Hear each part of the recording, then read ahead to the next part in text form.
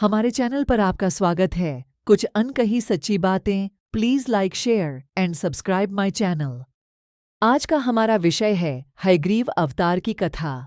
हयग्रीव अवतार की कथा। आर्षि बोले, हे सूत जी, आपके यह आश्चर्यजनक वचन सुनकर हम सबके मन में अत्यधिक संदेह हो रहा है। सबके स्वामी श्री जनार्दन माधव का सिर उनके शरीर से अलग हो गया और उसके बाद वे हयग्रीव कहलाए गए, अश्वमुख वाले। आह, इससे अधिक और आश्चर्यजनक क्या हो सकता है, जिनकी वेद भी प्रशंसा करते हैं, देवता भी जिस पर निर्भर हैं, जो सभी कारणों के भी कारण हैं, आदिदेव जगन्नाथ। आह, यह कैसे हुआ कि उनका भी सिर कट गया।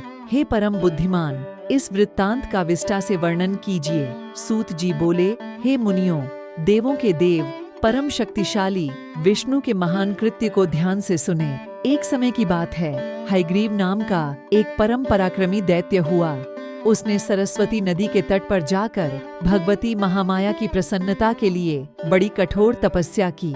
वह बहुत दिनों तक बिना कुछ खाए भगवती के माया बीज एकाक्षर महामंत्र का जाप करता रहा। उसकी इंद्रियां उसके वश में हो चुकी थीं। सभी भोगों का उसने त्याग कर दिया था। उसकी कठिन तपस्या से प्रसन्न होकर भगवती ने उसे तामसी शक्ति के रूप में दर्शन दिया। भगवती महामाया ने उससे कहा, महाभाग, तुम्हारी तपस्या सफल हुई। मैं तुम पर परम प्रसन्न हूँ। तुम्हारी जो भी इच्छा हो मैं उसे पूर्ण करने के लिए तैयार हूँ।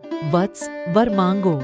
भगवती की दया और प्रेम से ओत-प्रोत वाणी को सुनकर हयग्रीव की प्रसन्नता का ठिकाना न रहा।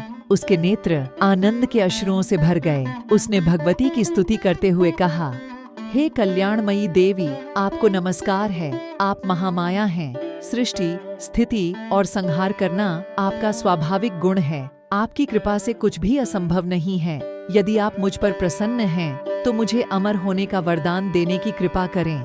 देवी ने कहा, दैत्यराज, संसार में जिसका जन्म होता है उसकी मृत्यु निश्चित है। प्रकृति के इस विधान से कोई नहीं बच सकता। किसी का सदा के लिए अमर होना असंभव है। अमर देवताओं को भी पुण्य समाप्त होने पर मृत्यु लोक में जाना पड़ता है। अतः तुम अमृतत्व के अतिरिक्त कोई और वर मांगो।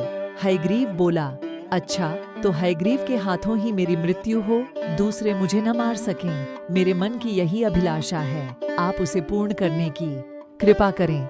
ऐसा ही होगा। यह कहकर भगवती अंतर्ध्यान हो गईं। हयग्रीव असीम आनंद का अनुभव करते हुए अपने घर चला गया। वह देवी के वर के प्रभाव से अजेय हो गया। त्रिलोकी में कोई भी ऐसा नहीं था जो उस दुष्ट को मार सके। उसने ब्रह्मा जी से वेदों को छीन लिया और देवताओं तथा मुनियों को सताने लगा। यज्ञादि कर्म बंद हो गए और सृष्टि की व्यवस्था बिगड़ने लगी। ब्रह्मादि देवता भगवान विष्णु के पास गए, किंतु वे योग निद्रा में निमग्न थे। उनके धनुष की डोरी छड़ी हुई थी। ब्रह्मा जी ने उनको जगाने के लिए वम्री नामक एक कीड़ा उत्पन्न किया। ब्रह्मा जी की प्रेरणा से उसने धनुष की प्रत्यंचा काट दी। उस समय बड़ा भयंकर टंकार हुआ और भगवान विष्णु का मस्तक कटकर अदृश्य हो गया। सिर रहित भगवान के धड्ड को देखकर देवताओं के दुख की सीमा न रही। सभी लोगों ने इस विचित्र घटना को देखकर भगवती की स्तुति की। भगवती प्रकट हुई। उन्होंने कहा, देवताओं, चिंता मत करो, मेरी कृपा से तुम्हारा मंगल ही होगा। ब्रह्मा जी एक घोड़े का मस्तक काटकर भगवान के धड्ड से जोड़ दें। इससे भगवान का हयग्रीव अवतार होगा। वे उसी रूप में दुष्ट हयग्रीव दैत्य का वध करेंगे।